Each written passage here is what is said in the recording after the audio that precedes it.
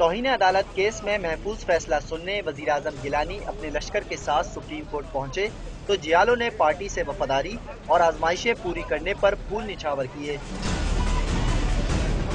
یکجہتی کے ساتھ آنے والوں میں وزراء کے ساتھ وزرائے اعلیٰ بھی تھے۔ 3 بار عدالت میں پیش ہونے والے پاکستان کے پہلے وزیر اعظم یوسف رضا گیلانی گاڑی کے بجائے پیدل چل کر عدالت آئے۔ ملزم کی حیثیت سے اندر گئے، کٹہرے میں کھڑے ہو کر سکون سے فیصلہ سنا، جس کے بعد عدالت برخاست ہو گئی اور 30 سیکنڈ میں وزیر اعظم ملزم سے مجرم بن گئے۔ 7 رکنی بینچ کے فیصلے میں قرار دیا گیا ہے کہ عدالتی فیصلے کی جان بوجھ کر حکم عدولی کی گئی اور مذاق اڑایا گیا۔ ملزم کی حیثیت سے مرکزی دروازے سے عدالت آنے والے وزیر اعظم ملزم سے مجرم بننے پر پچھلے دروازے سے لوٹ گئے۔ وزیر اعظم سزا بھگتنے کے بعد کابینہ کے خصوصی اجلاس میں پہنچے تو پرتفاق خیر مقدم کیا گیا۔ وزیر اعظم نے کابینہ سے خطاب کیا اور سیاست کو ڈراؤنی فلم قرار دیا۔ Politics is a horror movie, اور اس کے لیے لکھا ہوتا ہے کہ جج دیکھ سکتے ہیں اور کمزور دل حضرات نہیں دیکھ سکتے۔ تو اس لیے جو اگر آپ نے یہ بات آپ نے آپٹ کیا ہے تو پھر اس کے لیے اسٹرگل بھی ہے اور مشکلات بھی ہیں۔ وزیر اعظم نے سیاست کو کوئلے کے کاروبار سے تشبیہ دی اور ہاتھ کالے ہونے کی ضرب المثل کا اشارہ دیا۔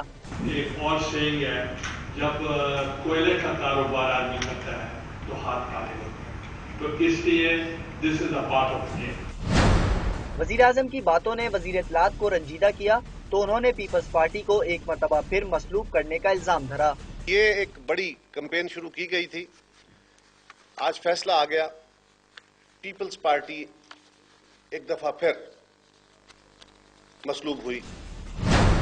اعتزاز احسن نے وزیر اعظم پر آئین کی شق 63(1) کے اطلاق نہ ہونے کا راگ کیا اور وزیر اعظم کے خود بخود نااہل نہ ہو سکنے کا انکشاف کیا۔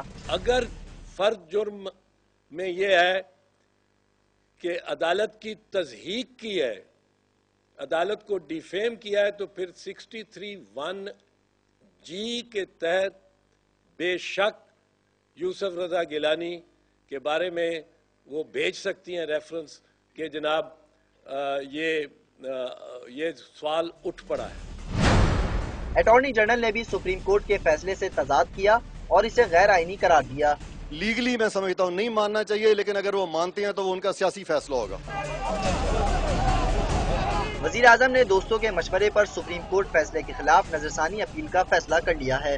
مبصرین کا کہنا ہے کہ آئندہ آنے والے دن بھی حکومت کے لیے پریشانی کا سبب رہیں گے۔